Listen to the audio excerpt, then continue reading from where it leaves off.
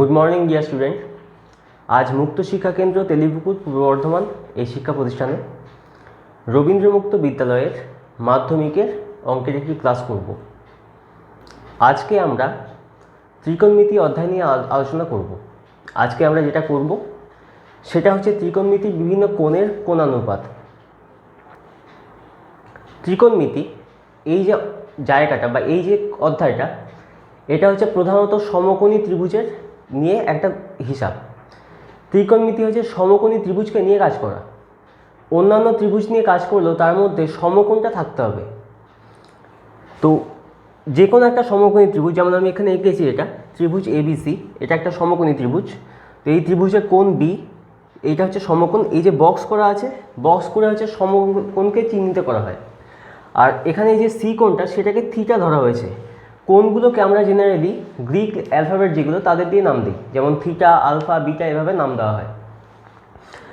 তো যে কোণটা থিটা ধরা হচ্ছে আর কি, মানে যে কোণটার অনুপাতটাকে আমরা দেখব, সেই কোণটার অনুযায়ী তার যে ঠিক বিপরীত যে বাহুটা, সেটা হবে লম্ব, এবং থিটা সংলগ্ন যে সমকোণ সংলগ্ন বাহুটা, সেটা হবে ভূমি, এবং যেটা সবচেয়ে বৃহত্তম বাহু অর্থাৎ সমকোণের উল্টো দিকের বাহু, সেটা হবে অতিভুজ। এখন যদি এই থিটাটা যদি এখানে না থেকে যদি এখানে থাকতো, যদি এই কোণটা থিটা ধরা হতো, তাহলে কিন্তু এর বিপরীত যে বাহুটা, সেটা হচ্ছে এইটা, সেটা তখন লম্ব ধরা হতো, এবং এইটা তখন ভূমি হয়ে যেত। এই কোণটা থিটা ধরা হয়েছে, তাই এর বিপরীত বাহু হচ্ছে লম্ব, এবং এর সংলগ্ন বাহু হবে ভূমি। এর বিপরীত কোণটা যদি ধরা হয়, তাহলে এটার সংলগ্ন যে বাহুটা, সেইটাই হয়ে যাবে ভূমি, যেটা এর ক্ষেত্রে হচ্ছে লম্ব, ওর ক্ষেত্রে হবে ভূমি। যেটা এর ক্ষেত্রে ভূমি, ওর ক্ষেত্রে হবে লম্ব। তো আমাদের হচ্ছে এই থিটা অনুযায়ী কিছু মান দেখতে হবে, ঠিক আছে? তো থিটার যে অনুপাতগুলো, সেই অনুপাতগুলোর নাম হচ্ছে কীরকম? প্রথম যে অনুপাত, সেটা হচ্ছে লম্ব আর অতিভুজ তার অনুপাত। এই অনুপাতটার নাম কি দেওয়া হয়? Sine theta. সাইন থিটা হচ্ছে এই অনুপাতটার নাম। সেমভাবে যদি এটা ভূমি বাই অতিভুজ হয়, মানে ভূমি ও অতিভুজের অনুপাত যদি নেওয়া হয়, তাহলে সেটার নাম দেওয়া হয় কস থিটা। আর যদি লম্ব আর ভূমি তাদের অনুপাতটা নেওয়া হয়, তাহলে তার নাম দেওয়া হয় ট্যান থিটা। তাহলে এই ত্রিভুজটা অনুযায়ী, এই যে ত্রিভুজ ABC, সেই অনুযায়ী সাইন থিটা কী আসছে না, লম্ব বাই অতিভুজ। লম্ব এখানে AB ধরা হয়েছে, তাই সাইন থিটা এখানে আসছে AB বাই অতিভুজ কী আছে, AC। কস থিটা হচ্ছে ভূমি বাই অতিভুজ, ভূমি এখানে কি হচ্ছে, BC।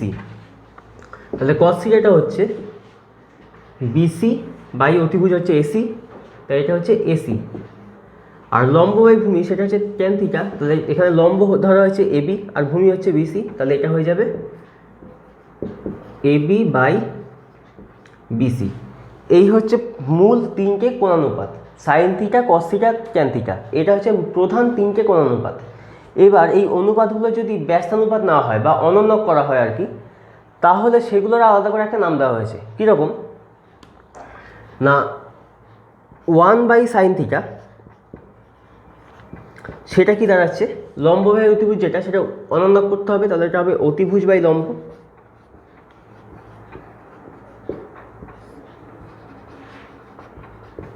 তার নাম দেওয়া হয়েছে কোসেক থিটা। একইভাবে 1 বাই কস থিটা, সেটা হচ্ছে অতিভুজ আর ভূমির অনুপাত, সেটার নাম দেওয়া হয়েছে সেক থিটা। আর 1 বাই ট্যান থিটা, যেটা হচ্ছে ভূমি বাই লম্ব,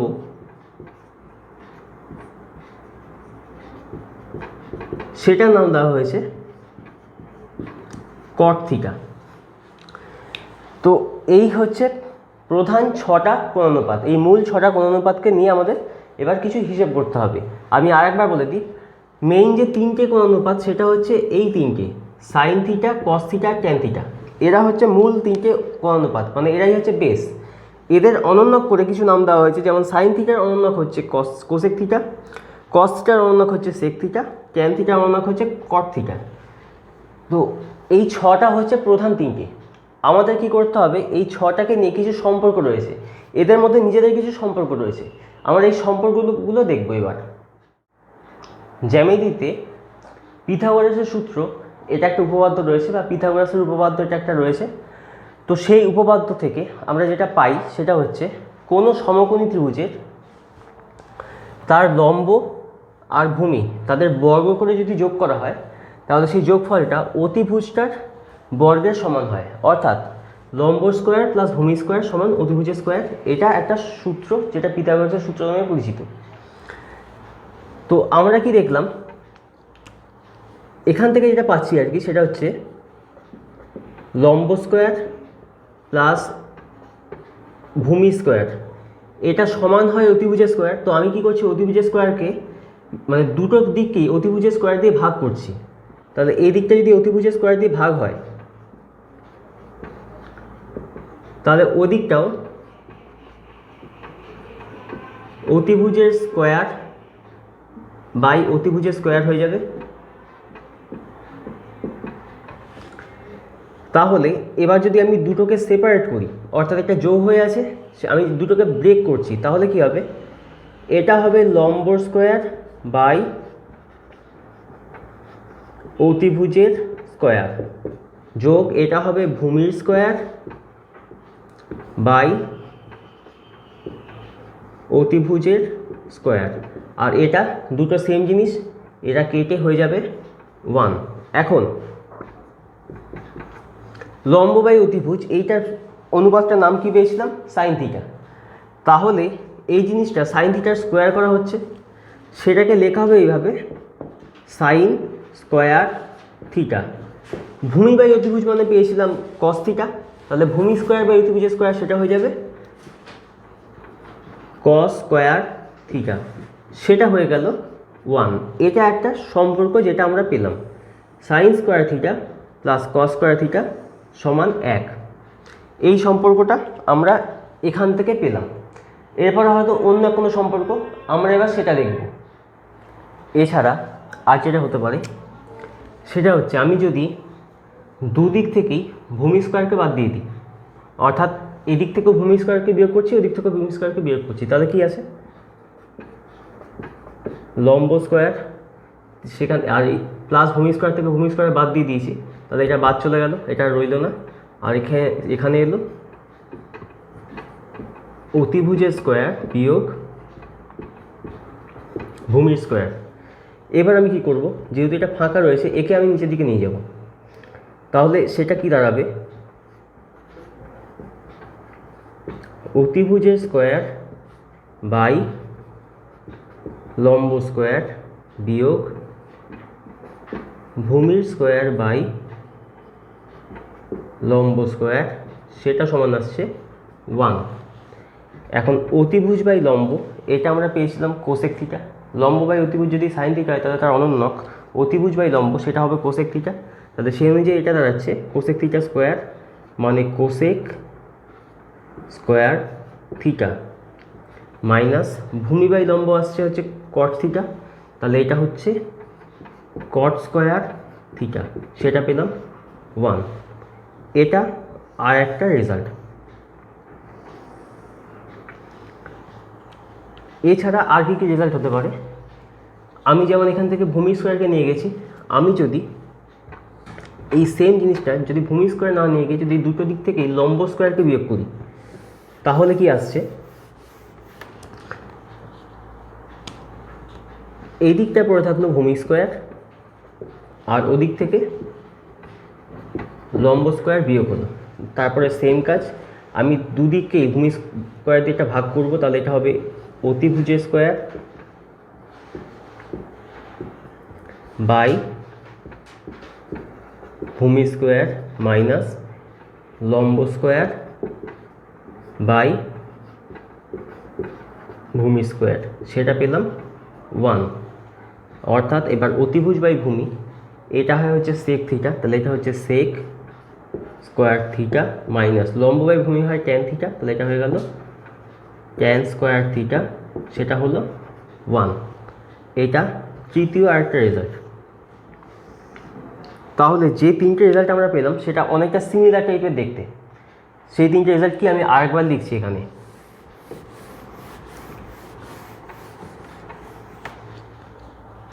প্রথম পেয়েছিলাম sine square theta plus cos square theta, এটা সমান 1।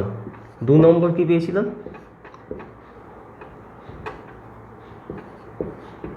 সেক square theta minus tan square theta, এটা সমান 1।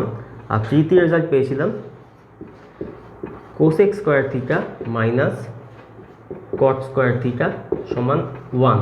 তাহলে এই যে তিনটে রেজাল্ট, আমরা এই তিনটে রেজাল্ট পেয়েছি।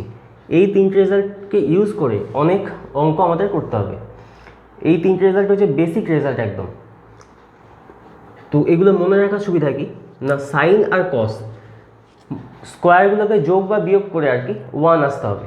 তো আমাদের মনে রাখতে হবে সাইনের সঙ্গে কস যোগ হয়, আর বাকি সেকের সঙ্গে ট্যান, কোসেকের সঙ্গে কট, এরা সব মাইনাস হয়। শুধুমাত্র সাইন আর কসটাই খালি যোগ হয়, দিয়ে রেজাল্টটা আসে 1। এইভাবে ত্রিকোণমিতি থেকে যে যে সূত্রগুলো হতে পারে আর কি, যে যে রেজাল্টগুলো বা যে যে নিয়মগুলো, যে যে সূত্রগুলো, ফর্মুলাগুলো আমরা পেতে পারি, সেইগুলো আপনাদের স্ক্রিনে দেওয়া হলো।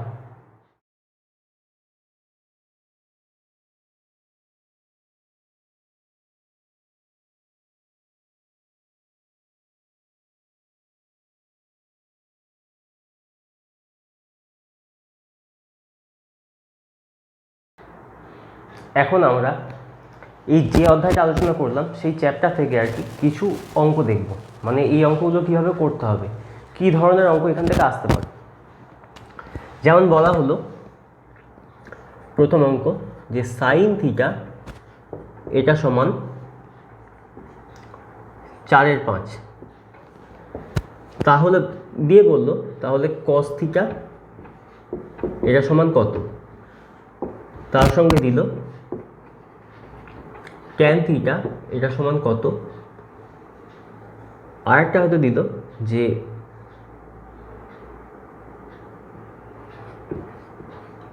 সেক থিটা এটা সমান কত, কোসেক থিটা এটা সমান কত, আরেকটা দিল কট থিটা এটা সমান কত। অর্থাৎ সাইন থিটার মানটা দিয়ে দিয়েছে যে দিয়ে, এবং বাকি যে কটা অনুপাত হয় সব কটার মান চেয়েছে। তাহলে সেটা কিভাবে করব, এখানে খেয়াল রাখতে হবে যেহেতু সাইন থিটা দেওয়া হয়েছে, এখান থেকে সরাসরি আমি বের করতে পারি দুটো জিনিস, একটা হচ্ছে কোসেক থিটা আর একটা হচ্ছে কস থিটা। এই দুটোকে আমি সহজে বের করতে পারবো। তারপরেতে বাকিদের রিলেশনগুলো বের করে আর কি আমি বাকিগুলো যেগুলো রয়েছে তাদেরকে মান বের করতে পারবো। তো প্রথমে দেখা যাক, যেহেতু সাইন থিটা এটা হচ্ছে 4/5, আমাকে বের করতে হবে কস থিটা। এখন আমি একটা সূত্র এটা পেয়েছিলাম কি না, sign square theta plus cos square theta এটা সমান 1। এইটাকে অ্যাপ্লাই করে আমি এখান থেকে কস থিটার মান বের করতে পারবো। কিভাবে না, আমি এটাকে স্কোয়ার করলাম, যদি স্কোয়ার করা হয় তাহলে সাইন স্কোয়ার থিটা এটা কী হবে 4² / 5², দুদিকে আমি স্কোয়ার করেছি, তাহলে দুদিক স্কোয়ার আমাকে রাখতে হবে। এরপরে কি করলাম, এই জায়গা থেকে আমি বলতে পারি যে কস স্কোয়ার থিটা এটা হচ্ছে 1 মাইনাস সাইন স্কোয়ার থিটা। এইটা থেকে আমি এটা ঘুরিয়ে বলতে পারি, আমি যদি সাইন স্কোয়ার থিটাকে ওদিকে নিয়ে চলে যাই তাহলে এটা 1 থেকে মাইনাস হয়ে যাবে, এদিকে শুধু কস স্কোয়ার থিটাটা পড়ে থাকবে। এইটাকে অ্যাপ্লাই করে আমি কস থিটাটা বের করব। তার মানে হচ্ছে 1 মাইনাস সাইন স্কোয়ার থিটা, যেহেতু 1 থেকে এইটাকে বিয়োগ করা হচ্ছে তার মানে 1 থেকে এটাকেও বিয়োগ করতে হবে। 1 বিয়োগ 4² মানে হয় 16, আর 5² মানে হয় 25। তার মানে এখন এই যে 1 minus sine square theta, 1 minus sine square theta, এটা মানেই কস স্কোয়ার থিটা। আমি এটার বদলে লিখব কস স্কোয়ার থিটা সমান, আর এটা বিয়োগ করতে হবে। বিয়োগ করলে নিচে হলো 25, উপরে 25 মাইনাস 16, বিয়োগ করে পেলাম 9/25। এবার আমাকে চেয়েছে হচ্ছে কস থিটা, আমার বেরিয়ে এসছে কস স্কোয়ার থিটা, তাহলে বর্গমূল করতে হবে। তার মানে কস থিটা এটা হচ্ছে √9/25। এখন 9 মানে হচ্ছে 3, মানে 3 তিরিকে 9 হয়, তাই 3, আর 25 হচ্ছে 5, তাহলে এটা পেলাম 3/5। তাহলে কস থিটার মান পেলাম 3/5। এখান থেকে এইটা থেকে সাইন থিটা কস থিটা আরেকটা যদি বের করতে পারি যে ট্যান থিটা, তাহলে সেক থিটা কট থিটা এমনিতেই বেরিয়ে চলে আসবে। কোসেক থিটা হয় 1/sin থিটা, কোসেক থিটা এটা হচ্ছে 1/sin থিটা। তাহলে সাইন থিটা হচ্ছে মানে অ্যাকচুয়ালি অনন্যক, তাহলে সাইন থিটা পেয়েছি 4/5। কোসেক থিটা কী হবে, এটা অনন্যক হবে, ঘুরে যাবে, ওপরে হয়ে যাবে 5, নিচে হয়ে যাবে 4, তাহলে কোসেক থিটার মানও বেরিয়ে চলে এলো। এবার হচ্ছে সেক থিটা। সেক থিটা হচ্ছে 1/cos থিটা। এখন কস থিটা আমি কি পেয়েছি 3/5, তাহলে সেক থিটা অনন্যক হবে, উল্টে যাবে, হয়ে গেল 5/3। এবার বের করতে হবে ট্যান থিটা। ট্যান থিটার ক্ষেত্রে আমার সাইন থিটা আর কস থিটা এই দুটোকেই লাগবে। কারণ কি, একটু আগে যে সূত্র ছিল তার মধ্যে দেখলাম যে ট্যান থিটা মানে হয় sine theta by cos theta. এখন সাইন থিটা মানে কি পেয়েছি 4/5, এটা বলে দেওয়া রয়েছে 4/5, আর কস থিটা মানে পেয়েছি 3/5। তাহলে এটা যেটা দাঁড়াবে সেটা হচ্ছে জটিল ভগ্নাংশের যে নিয়ম সেই অনুযায়ী এটা হবে 4/5 গুণ 3/5টা ঘুরে গিয়ে হবে 5/3, 5টা কেটে গিয়ে এটা পড়ে থাকলো 4/3। তাহলে ট্যান থিটার মান পেয়ে গেলাম। তাহলে কট থিটা এটা হয় 1/tan থিটা, তাহলে সেটা দাঁড়াবে 4/3 উল্টো 3/4। তাহলে এইভাবে একটা যদি মান দেওয়া থাকে সেখান থেকে বাকিদের সব কটার মান আমি বের করতে পারি। তো আপনাকে সব কটার মান চাইবে না, আপনাকে যে কোনো একটা চাইবে। আপনাকে হয়তো বললো সাইন থিটা যদি 4/5 হয় তাহলে ট্যান থিটা সমান কত, তাহলে আপনাকে কী করতে হবে, সাইন থিটা থেকে কস থিটার মান বের করতে হবে, কস থিটা থেকে ট্যান থিটার মান বের করতে হবে, বাকিগুলো লাগবে না। আবার যদি বলে সাইন থিটা সমান 4/5 হলে কস থিটার মান কত, তাহলে শুধু এইটুকু করতে হবে, বাকিটা তখন আর লাগবে না। সেকেন্ড আরেকটা অঙ্ক যেটা সেটা দেখছি, ট্যান থিটার সমান যদি 3/5 হয় তাহলে কস থিটার মান কত, এটা হয়তো প্রশ্ন করেছে। তো আমাদেরকে সঙ্গে সঙ্গে খেয়াল রাখতে হবে যখনই আমাকে কি দেওয়া হচ্ছে, যেটা আমাকে দিয়ে দেওয়া হয়েছে সেইটা যখনই আমি দেখতে পাবো আর কি, তখনই আমাকে খেয়াল রাখতে হবে যে এইটা থেকে আমি কী কী বের করতে পারি, সূত্র থেকে ডাইরেক্ট কী কী বের করা যায়। যেমন সাইন থিটা যদি দিয়ে দেয় তাহলে আমি সূত্র থেকে সবার আগে কস থিটা বের করতে পারি বা কোসেক থিটা বের করতে পারি। অনন্যক করলে কোসেক থিটা হয়ে যাবে, আর সূত্র ইউজ করলে কস থিটা পেয়ে যাব। তো ট্যান থিটা থেকে আমি কী বের করতে পারবো, ট্যান থিটার সঙ্গে আসে হচ্ছে sec square theta minus tan square theta সমান 1, তার মানে ট্যান থিটা থেকে আমি সেক থিটাকে বের করতে পারবো। আর কস থিটা হচ্ছে সেক থিটার অনন্যক, তাহলে আমি যদি এখান থেকে সেক থিটাকেই বের করতে পারি তাহলে কস থিটা অটোমেটিক্যালি পেয়ে যাব। তাহলে ট্যান থিটা হচ্ছে 3/5, তার মানে ট্যান স্কোয়ার থিটা এটা হচ্ছে 3² / 5²। সূত্রটা একবার লিখে দিই, sec square theta minus tan square theta সমান 1। তাহলে এখান থেকে বলা যায় সেক স্কোয়ার থিটা সমান 1 প্লাস ট্যান স্কোয়ার থিটা, অর্থাৎ ট্যান স্কোয়ার থিটার সাথে যদি আমি 1কে যোগ করি তাহলে সেক স্কোয়ার থিটা আমি পেয়ে যাব। অর্থাৎ 1 প্লাস ট্যান স্কোয়ার থিটা সেটা হচ্ছে 1 প্লাস 3² মানে হচ্ছে 9, আর 5² মানে হচ্ছে 25। অর্থাৎ সেক স্কোয়ার থিটা এটা হচ্ছে এখানে নিচে 25, ওপরে হলো 25 প্লাস 9, সেটা হচ্ছে 34, নিচে এলো 25। অর্থাৎ সেক থিটা সমান এলো √34/25। এখন √34 মানে কোনো কিছু হয় না, তাহলে এটাকে করণী আকারে রাখতে হবে। √34 আর 25-এর বর্গমূল হয় 5, অর্থাৎ কস থিটা এটা হচ্ছে 1/sec থিটা, সেটা পেলাম, এটা উল্টে গিয়ে 5/√34। এখন যেটা মনে রাখতে হয় সেটা হচ্ছে কখনোই করণী বা রুটকে ভগ্নাংশের এই যে দাগটা আর কি তার নিচে রাখা যাবে না, তাকে সবসময় উপরে রাখতে হবে। তাহলে আমি কি করব, দুটোকেই √34 দিয়ে গুণ করব। তাহলে এটা হলো 5√34/34। এইভাবে cos থিটার মানটা পাওয়া গেল। এবার যদি cos থিটা না দিয়ে sin থিটা বলতো, তাহলে আমি কি করতাম, sec থিটা থেকে cos থিটা বের করতাম, তারপরে sin থিটার মান বের করতাম cos থিটাকে ইউজ করে অথবা cos থিটার tan থিটাকে ইউজ করে। সেটা কীভাবে হয় সেটা দেখাই। cos থিটা থেকে sin থিটার মান বের করার জন্য আমার কাছে দুটো উপায় থাকতে পারবে এই অঙ্কটাতে। কীরকম, একটা হচ্ছে sin থিটা, সেটা √1 - cos স্কোয়ার থিটা, সেইটা থেকে বের করতে পারবো। যেহেতু sin square theta plus cos square theta সমান 1 হয়, তাহলে সেইখান থেকে শুধুমাত্র sin থিটা সমান আমি এইটাকে পেতে পারি। অথবা sin থিটা সমান হতে পারে tan থিটা cos থিটা। কারণ কি, আমরা জানি sin theta by cos theta সমান tan থিটা হয়। তাই সেখান থেকে সেই অনুযায়ী আমি যদি cos থিটাকে ওইদিকে গুণ করি, তাহলে sin থিটা সমান tan থিটা cos থিটা, এটা আমরা পেতে পারি। তাই যে কোনো অঙ্কতে আর কি, সেই অঙ্কটাকে সমাধান করার জন্য ত্রিকোণমিতিতে এই সূত্র ইউজ করে যে কোনো অঙ্ক সমাধান করার জন্য বিভিন্ন পদ্ধতি রয়েছে, বিভিন্ন দিক রয়েছে, উত্তর একই আসবে। তো কোন দিকটা সবচেয়ে সুবিধাজনক সেটা আমাদেরকে নিজেকে ঠিক করতে হবে। এর পরের ক্লাসেতে আমরা এই চ্যাপ্টারটার যে পরের যে অংশটা, অর্থাৎ এই অনুপাতগুলোকে আমরা ব্যবহার করব কোন ক্ষেত্রে সেটা নিয়ে আমরা আলোচনা করব। এবং তার আগে আমাদের জানতে হবে হচ্ছে বিভিন্ন যে কোণ হয়, সেই কোণের কোণানুপাতের মান কত হয়, কিছু বিশেষ কোণ রয়েছে তাদের মানগুলো আমাদের জানতে হবে।